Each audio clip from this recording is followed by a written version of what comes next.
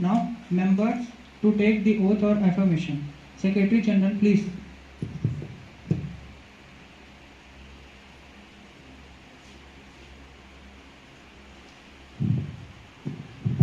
Ms. Janvi Patel, who stand elected from Raigarh constituency of Chhattisgarh, will now take the oath or affirmation. Ms. Janvi Patel.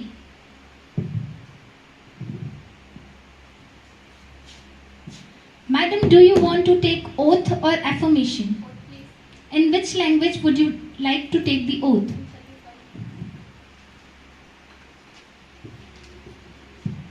मैं जानवी पटेल मैं लोकसभा के सदस्य के रूप में युवा सभा में मनोनीत हुए हूँ। मैं ईश्वर के शपथ लेवत हो कि भारतीय संविधान में लिखाए हुए जम्मो नियम और कर्तव्य के निष्ठा से पालन करी।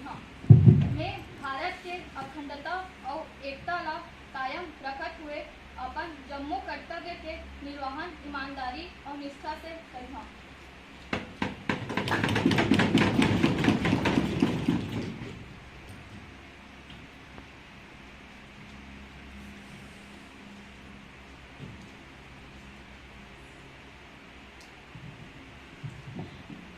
Ms. Vartika Patel, who stand elected from Dharamjaygarh constituency of Chhattisgarh, will now take the oath or affirmation. Ms. Vartika Patel.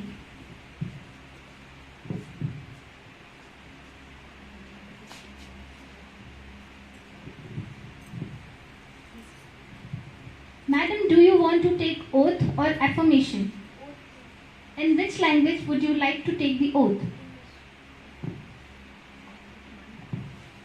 I, Vartika Patel, have been elected a member House of the People, do swear in the name of God, solemnly affirm that I will bear true faith and allegiance to the Constitution of India as by law established, that I will uphold the sovereignty and integrity of India, and that I will faithfully discharge the duty upon which I am about to enter.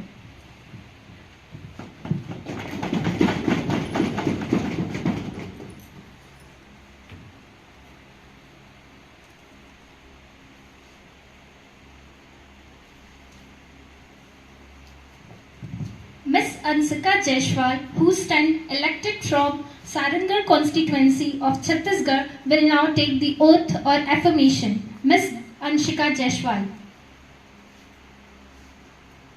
Madam, do you want to take oath or affirmation? In which language would you like to take the oath? English,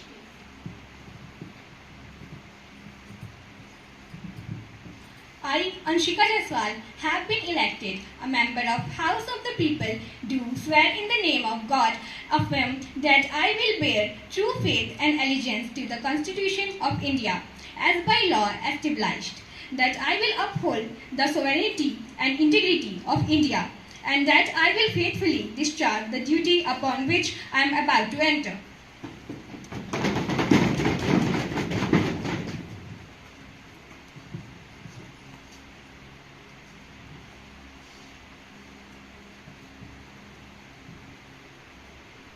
Ms. Vaishali Nayak, who stand elected from Kharsian constituency of Chhattisgarh, will now take the oath or affirmation. Ms. Vaishali Nayak.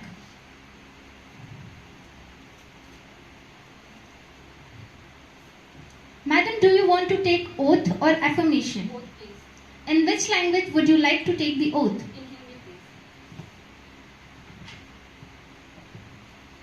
मैं वैशाली नायक युवा संसद की सदस्य निर्वाचित हुई हूँ।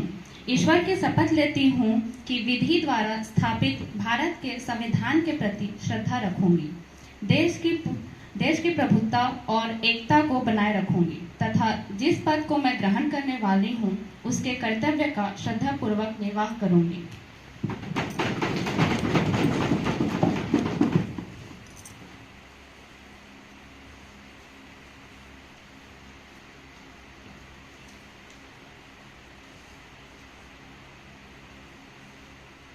Honorable members, as we meet today, it is my sad duty to inform the House the demise of former CM of Uttar Pradesh and great statesman Sri Kalyan Singh. Honorable Prime Minister, please.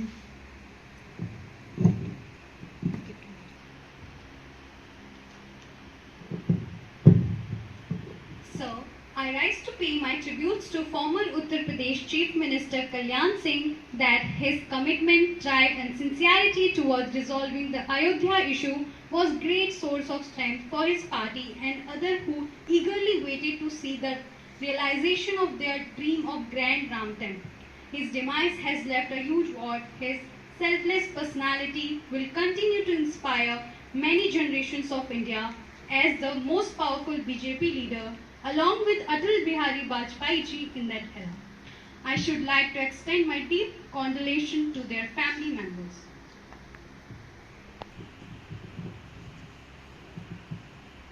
Sir, I associate myself with the tribute paid by you and leader of house.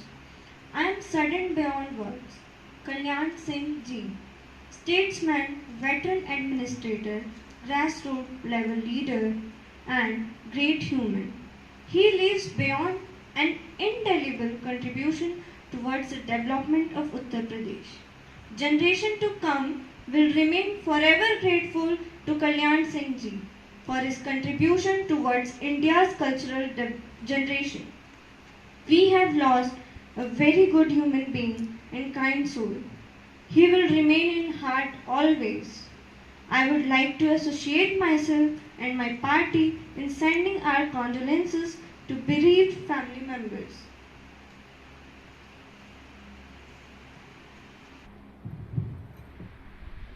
Now the House may stand in silence for a while to express our deep sorrow.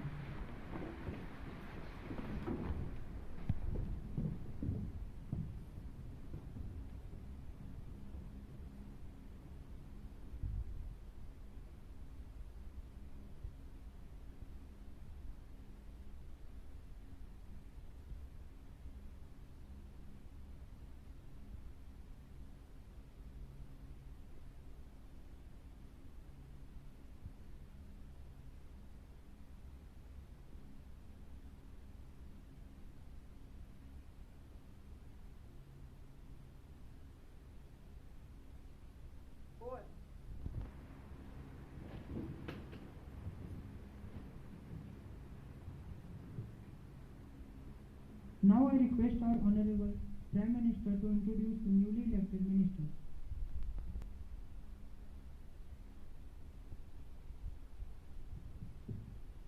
Honorable Speaker, sir, I have pleasure in introducing to you and through you to the House my colleague, the new minister, Ms. Anshika Jaiswal, Minister of Roads and Transport, Ms. Sakshi Singh, Minister of Defence, Ms. Upasana Patel, Minister of Finance, Vimal Patel, Minister of Education.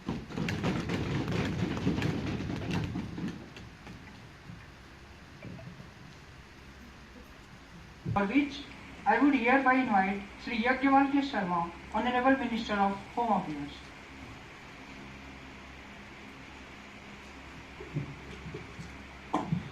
Honorable Speaker, Members of Parliament, and all other spectators, greetings of the day.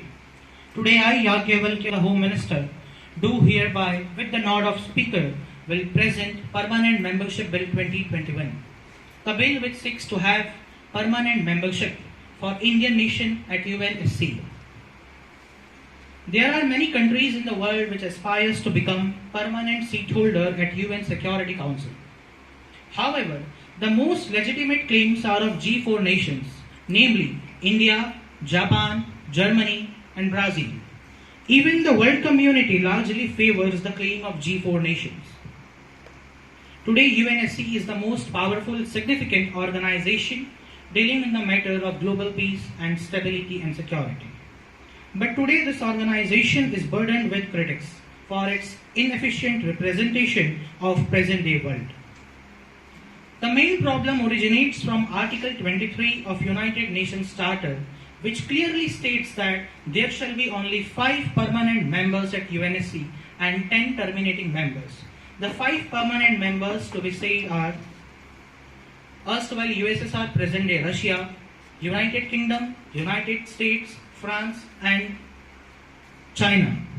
Now, with 5 permanent and 10 non-permanent members, we cannot expect a organization to present the world in a just manner. However, if India gets in UNSC, it will enhance the representative spirit of this organization. Now, before letting the subject get into cross-examination, for the comfort of all in the house, I will here let everyone to know the eligibility that a nation must pose to claim permanent seat at this forum, and how India, today led by a robust government under our great Prime Minister, qualifies all those parameters.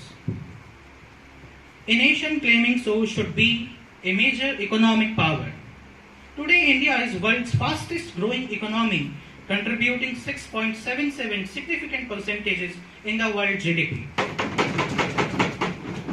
India also has 6th highest GDP count in the world, a few penny below UK, that too on account of pandemic. And India, to proudly say, is about to surpass Germany by 2040 to become world's 4th largest economy. A nation claiming so should be a major country in terms of military capabilities. India is world's 2nd largest military with 14 lakh active personnel and spends nearly 3 lakh crores in its defense setup. Apart from this, India is one of the only 9 nuclear powered nations on the planet, and India is even no more behind UK and France in terms of military capability, the 2 nations which enjoys veto power at Security Council. A nation claiming so should be a major country in terms of population. Now, being home for nearly 1.4 billion people, India today stands with world's 2nd largest population. India has largest middle class population and also has highest number of college graduates in the world. 1/5 of world population is today Indian. A nation claiming so should have inclination to human rights and devotion to democracy. India since 20th century to say is strong supporter of human rights and is vociferously advocating for it. When it comes to democracy, India has no parallels in the present world. The world's largest democracy, world's most diversified country, and yet united, both in spirit and in practice, India is epitome of democracy. A nation claiming so should be a significant contributor to the UN budget. India annually contributes more than $25 million in the UN budget, and since long time has played a crucial role in UN peacekeeping operations.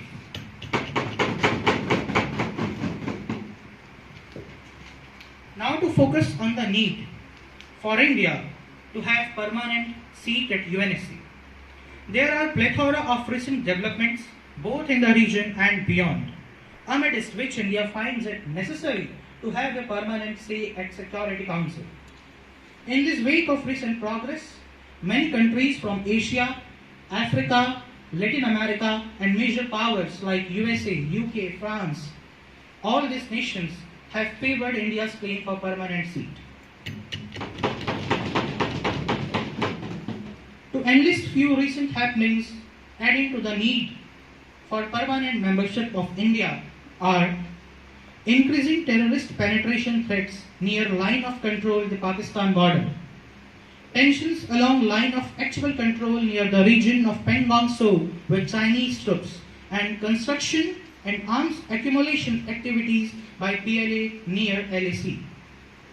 China's increasing territorial claims and assertiveness in South China Sea and Indo-Pacific region. China's Belt and Road Initiative, which virtually brings all the countries in its way to its control. Rising panic among progressive economic countries of Asia and their compulsion to fall in the debt trap and land grab policy of Dragon.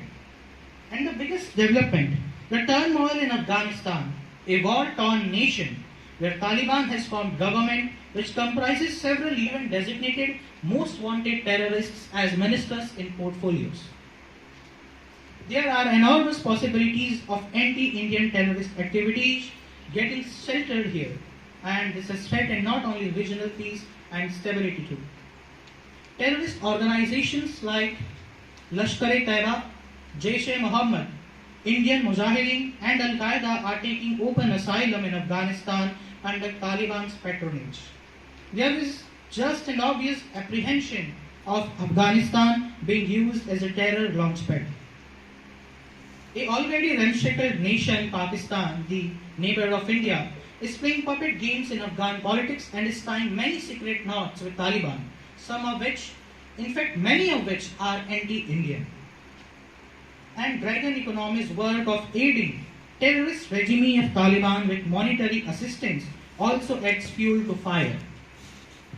All this makes situation more critical and is being seen as virtually coming together of all anti-Indian powers in the region.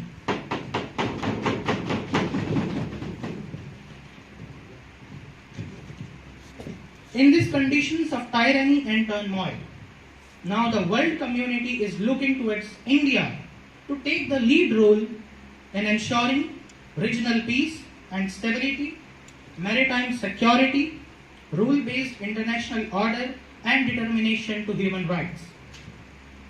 And I from here ensures everyone in the world who expects India to fight for the cause of welfare of innocents and for peace of Asia and world that we are not going to break your trust.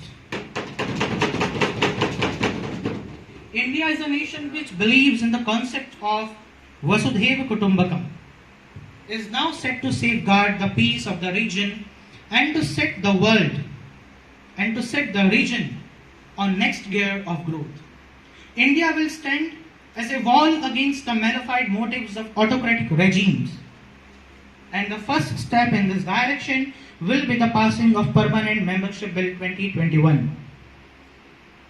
I would request all the members of Parliament having patriotic sentiments and devotion to regional and world peace, and having the dream to see India leading the world and making the entire globe, realizing the idea of India, to vote for the bill and help India and Indian government to achieve the pinnacle of peace for everyone.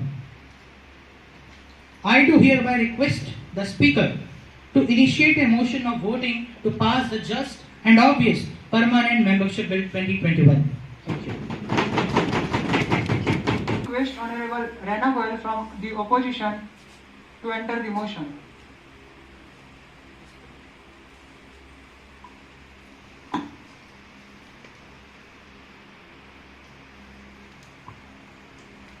Honorable Speaker, sir, I, Rana Goyal, member of opposition party, greeting you the day.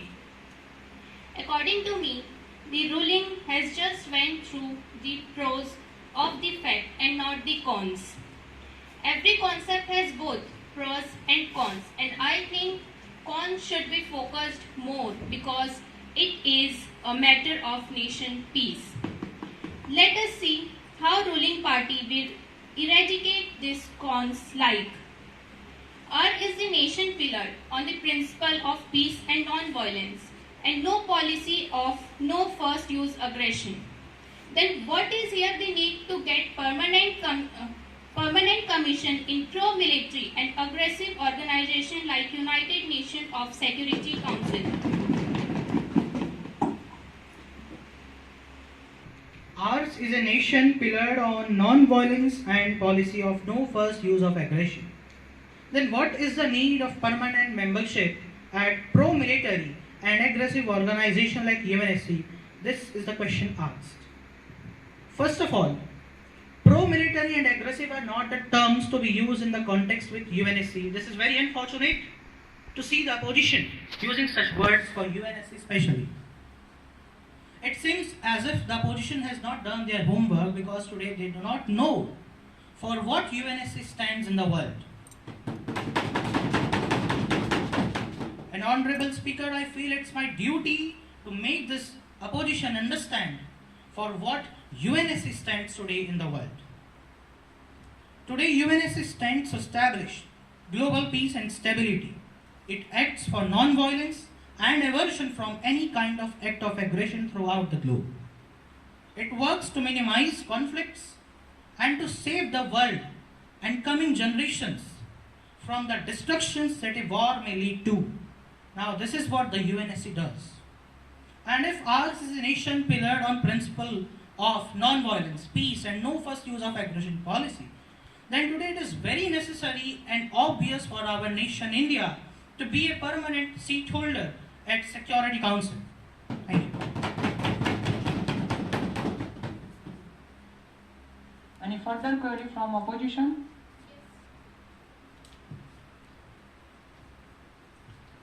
How many UN General Assembly members are voting in favor of India's permanent member? And also, I want to know that if India gets in UNSC as a permanent member, then smaller and less developed friends country like Sri Lanka, Nepal, Bhutan, Maldives will find themselves alienated from India.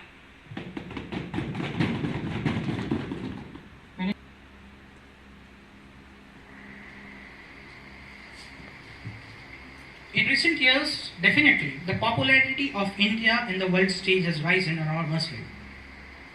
At United Nations General Assembly, we have 184 nations voting in the favor of India to get permanent membership. And when it comes to the problem posed by Article 23 of the UN Charter, out of the 5 permanent members, we have 4 permanent members voting in favor of India's permanent membership. There is only China left not voting in the favor of India and using its veto. Now we all know the malified intentions of this country, and I don't think it requires any kinds of explanation. The second question to be answered, incumbent of India in UNSC as permanent seat holder is not going to alienate but will encourage progressive economic friend countries of India, because in the name of India they will have a better reach at world forums and at global issues. And India is going to surely work to preserve their interests. Such countries which are now burdened with powerful regimes of the world will now get a helping hand from India to overcome this thraldom. And thus, they will excel at present world with Indian aid. So there is no question of remaining alienated and aloof.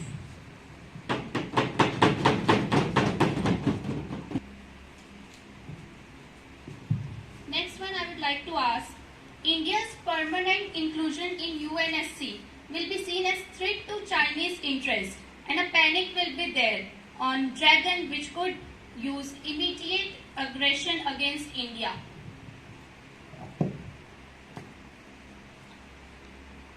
Minister of Home Affairs. Now against this question, I raise a counter question. I ask, who is China? Who is this China to prevent India from achieving the objectives of peace and stability in the region and in the world? For sure, once India becomes veto holder at UNSC, China will no more be able to continue its expansionist policies, territorial claims, and assertiveness. To opposition in the House and communist government sitting in the Beijing, Government of India gives a candid reply. India today is not in the era of 1961. Today we have a strong, stable political leadership and a great defense setup, great military capabilities which are well tested at all terrains of the world successfully. It is true we are never going to outrage our policy of no first use of aggression, but for sure, if it becomes necessary, we are not gonna hesitate in this. It's new India, it's changing India, it's Atmanirbhar Bharat. Our foreign policy does not depend upon what autocratic regimes in the world with malified intentions says. It depends upon the will of people of India. And their will is what the Permanent Membership Bill 2021 says. Thank you. Any further query from opposition? Okay. So the bill is Permanent Membership Bill 2021 is really required or not? Whether India should be part of UNSC as a permanent member or not? Those who are in favor will say yes. Yes. Those who are against the bill will say no. I think the yes have it, the yes have it, the yes have it. The bill is Permanent Membership Bill 2021 is really required or not? Whether India should be part of UNSC as a permanent member or not? Those who are in favor will say yes. Yes. Those who are against the bill will say no. I think the yes have it, the yes have it, the yes have it.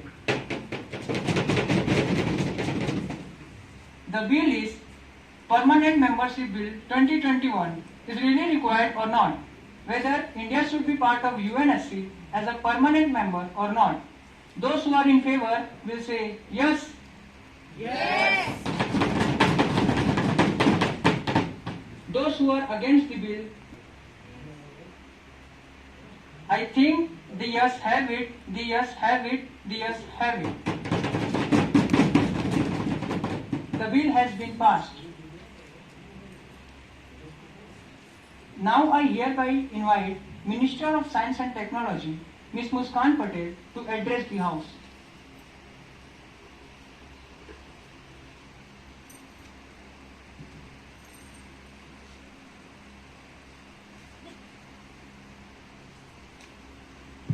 With permission of Honorable Speaker, I, Muskan Patel, do speak in the House, greeting you the day. In recent times, the need for advanced science and technological sector is being released by the countries throughout the globe. The ongoing pandemic has further added to the need of improved science and technology sector. Today, when the world is planning to enter into the fifth generation technology, I find it necessary for our country to excel in the field of science and technology. There is need to harness the talent of India, who are generation of personalities like Aryabhat, Hargobind Khurana, C.V. Raman, etc. And therefore, there is admiring need to increase the budget allotted to social technological sector, to which the government is about to take accountable action by passing the Science and Technology Budget Enhancement Bill 2021. India's spending on the science below economic capacity, says Economic Survey. At 0.5% of GDP, it compares poorly with China's 1%, when that country's GDP was similar to India's current metrics. India is currently spending far below its economic capacity on research.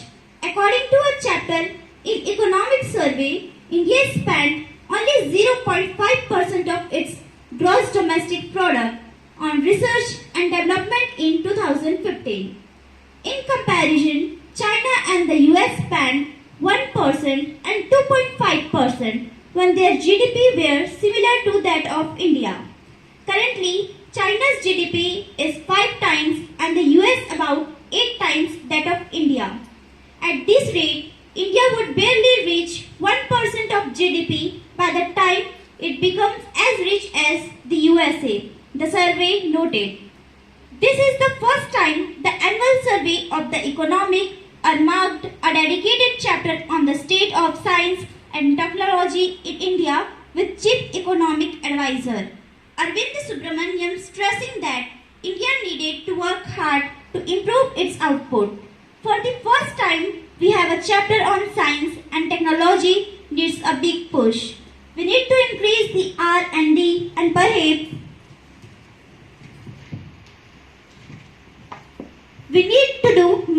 mode as in mission mode.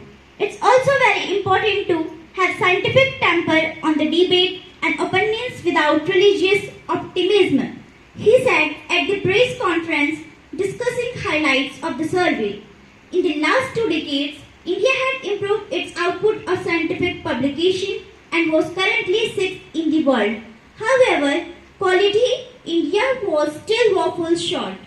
For instance, in 2001, China had 174 high-quality scientific publications and India 103. By 2011, China had showed ahead at 980 and India was still only at 153. More to scientists based on abroad, it said there were more than 1 lakh people with PhDs who were born in India but now live and work outside. More than 91,000 in US alone. With the strength of India economic and growing anti-immigrant atmosphere in some Western countries, India has an opportunity to attract back more scientists. The survey noted there has been an increase in the number of India scientists returning to work in India during the last 5 years, but the numbers are still modest. And thus, I request the Honorable Speaker to initiate the motion to pass the bill named Science and Technology Bill Budget Enhancement Bill. I also request all MPs to extend their cooperation in the passing the bill and equipping India with will to travel the pinnacle of progress.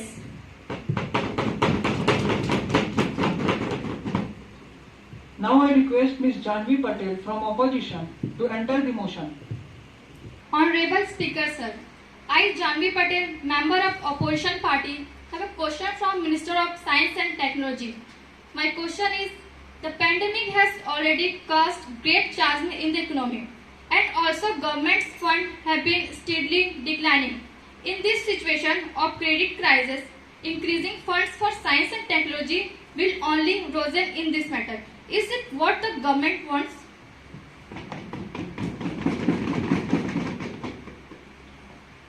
Pandemic has caused great chasm, but it has also made us to understand the need of prosperous science and technology sector. The greater the science and technology, the greater the progress will be. And this realization only forms the sole bedrock of this amendment bill. Any further query from opposition regarding budget bill? No, sir. Okay. The bill is whether the budget for science and technology should be increased or not. Those who are in favor will say yes. Yes. Those who are against the bill will say no. No. I think the yes have it, the yes have it, the yes have it. The bill is whether the budget for science and technology should be increased or not. Those who are in favor will say yes. Yes. Those who are against the bill will say no. No. I think the yes have it, the yes have it, the yes have it. The bill is whether the budget for science and technology should be increased or not. Those who are in favor will say yes. Yes. Those who are against the bill, No. I think the yes have it, the yes have it, the yes have it. The budget has been passed. Now I hereby declare that the calling attention motion begins, for which I call Ayushi Goyal, leader of opposition in the House, to raise her question and to voice the concern of opposition.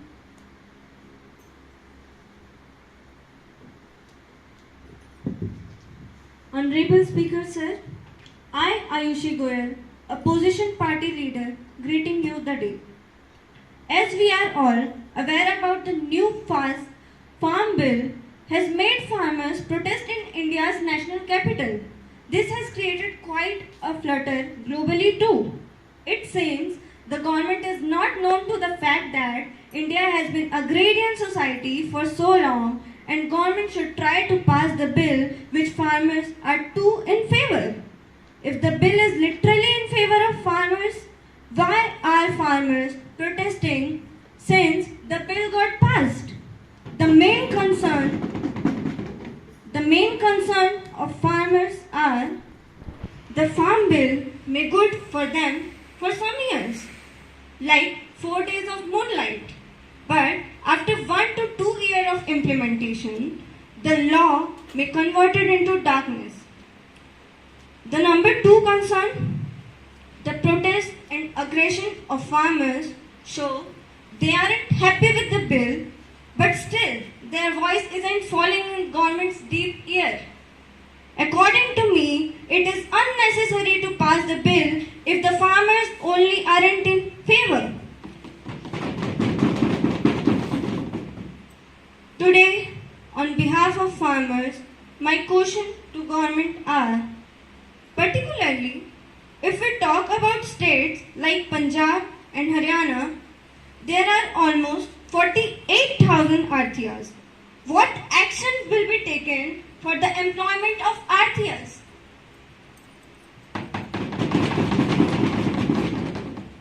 Now, Sri Ambar Dubey, the Union Minister of Agriculture, to answer the issues raised by opposition.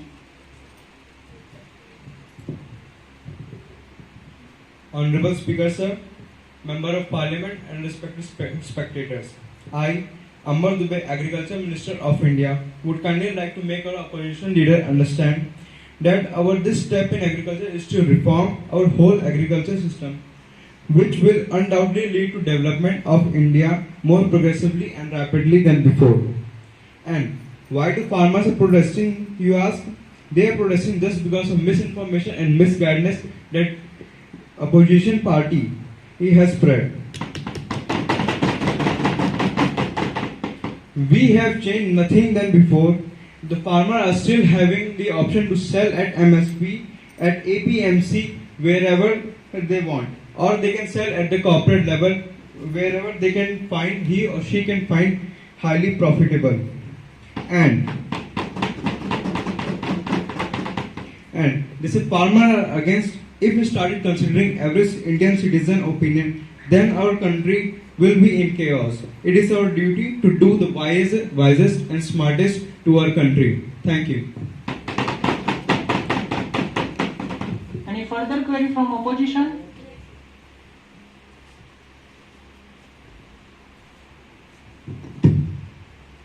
As government said, there has been some miscommunication spread by their opposition.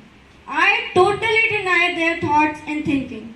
According to me, the farmers are grown enough to understand what is wrong for them and what is right. Anyways, my second question to government is, some percent of taxes collected by APMC or state government were used for development of states. So, does the new bill guarantee the state to overtake the place of those taxes used for development of state? Union Minister of Agriculture. Madam, are you listening to yourself? You have told you denied that you have spread misinformation and misguidance. You have just manipulated the news that we have abolished the APMC or the MSP selling price. Or you have asked the question, as I have told, APMC is still there. They will be having their taxes paid, or if the farmers decided to sell at the corporate level, then we will be having a level paying taxes that they will be paying at each and every level that they have been selling. Thank you, sir. Any further query from opposition?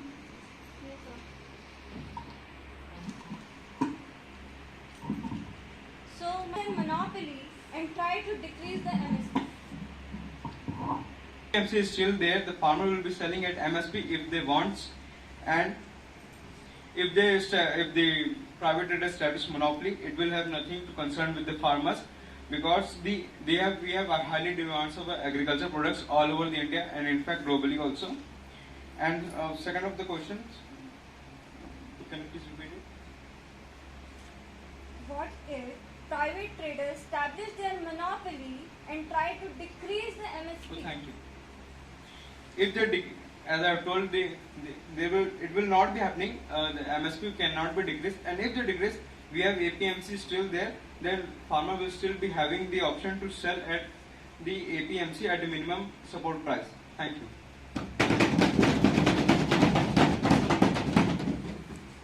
Any further query from opposition? Okay. Moving ahead.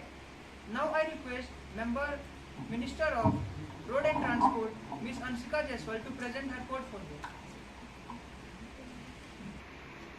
To present in House. Honorable Speaker Sir, I Harsha Patel, member of opposition party, have question from Minister of Road and Transport. What action will be taken the number of road accidents reported in the country during each of the last 3 years? Now I request Minister of Road and Transport, Ms. Anshika Jaiswal, to present her portfolio. Honorable Speaker Sir, I am glad that respectable member from the opposition has raised this crucial question. As per the data received from the Police Department of all states, the total number of road accidents on all roads in the country during the last 3 calendar year 2017 to 2019 are: in 2017, that is 4,64,910; in 2018, that is 4,67,044; in 2019, 4,49,002.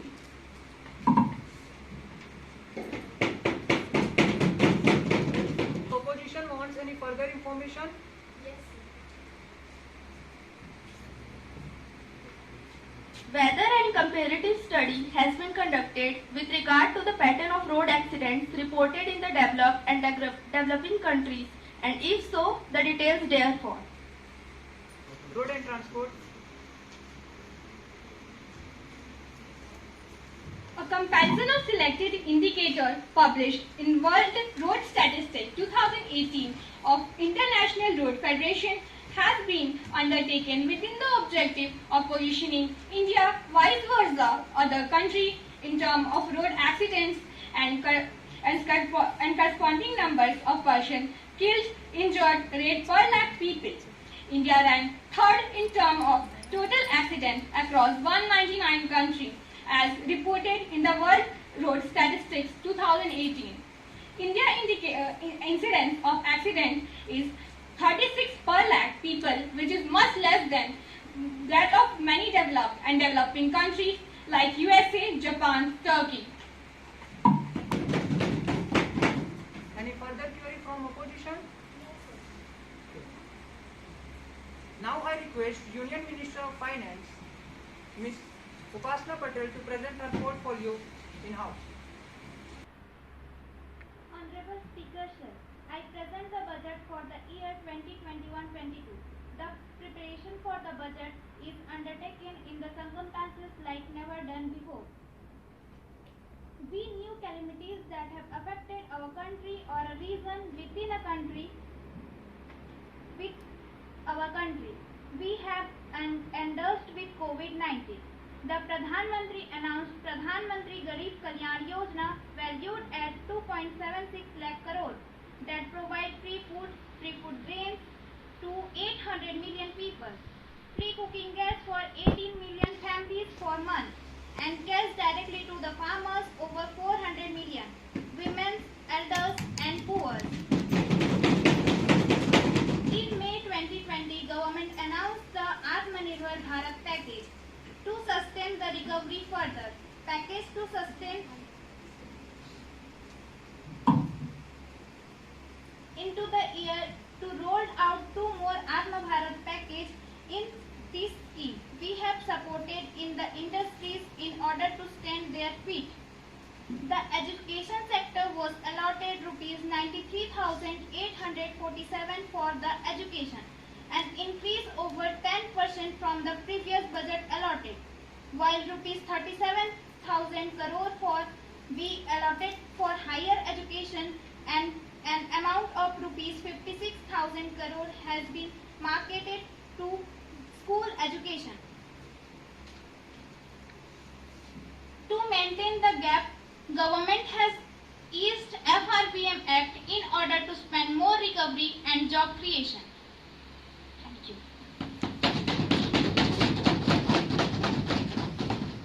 Now I call from member of opposition Sri Aman Patel to enter the motion.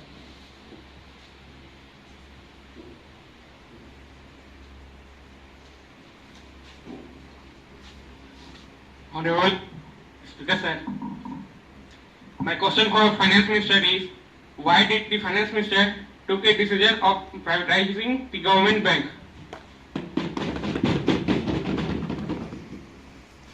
Minister of Finance.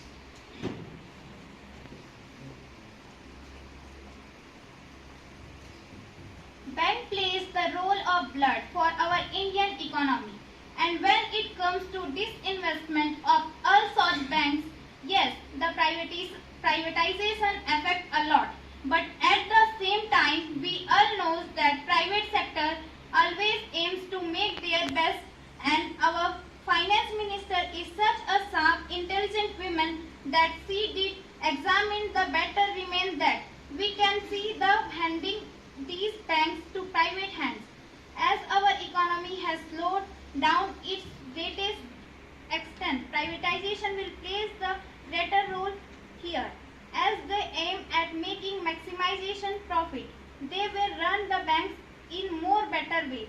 And when it comes to contribute, our such bank will more to our GDP. Definitely, standard of our country will rise.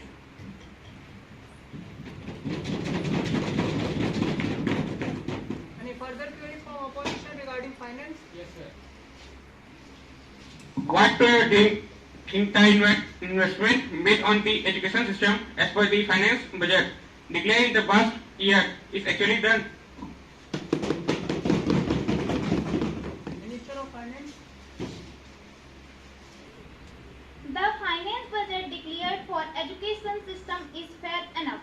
As we see, the students are getting free education, colleges, schools, higher secondary students are able to get educated.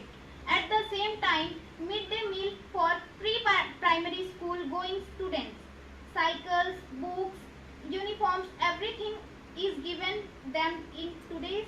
We compare to scenario of past years like before 10 to 15 years. Back these things were not there and quite disheartening, but girls were even not allowed to take education.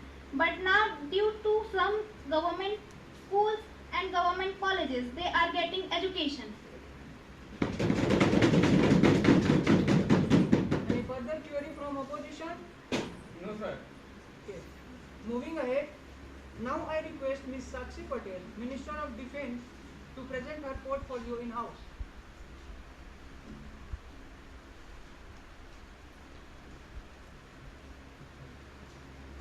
Honorable Speaker, sir, with strength of over 1.4 million active personnel, it is world's second largest military force and has the world's largest volunteer army. Our armed forces are defending our strategic interest all over the world. We have raised a mountain street code to counter Chinese attack on Ladakh. Our armed forces are fighting terrorism in Kashmir successfully. I am glad to inform you that terrorist activities are all-time low.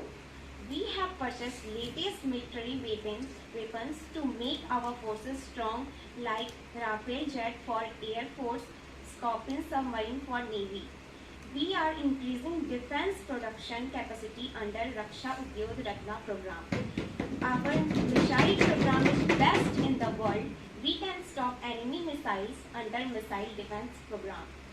We are organizing joint exercises and increasing defense cooperation with great power like America and Russia. Thank you.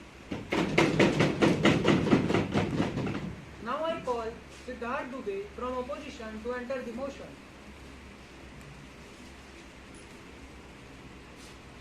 Honorable Speaker, sir, I, Siddharth Dubey, the member of opposition party. My question is, what are the economic impact of the fall of an elected government on India? Please clear the issue raised by the opposition. Honorable Speaker, sir, I am glad that respectable member from the opposition has raised this natural question. Fall of an elected government in India leads to a new election which is very costly. Major economic decision and policy making are stalled. Temporary government tax charge so that no major impact on economic reforms.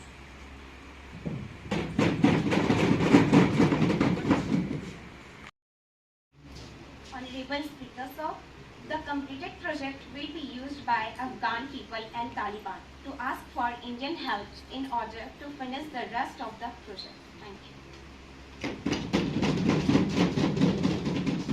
Any further query from opposition? Okay. Now all members of House rise for the national anthem.